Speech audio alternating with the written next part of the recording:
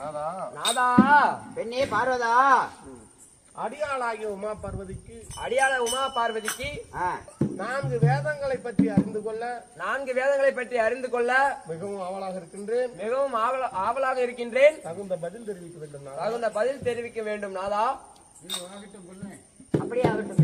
பார்வதா உனக்கு என்ன சந்தேகம்? உனக்கு என்ன சந்தேகம்? கேள் தெரிவிக்கின்றேன். கேள் தெரிவிக்கின்றேன். உலகத்தில் முதல் தெய்வம் யாரே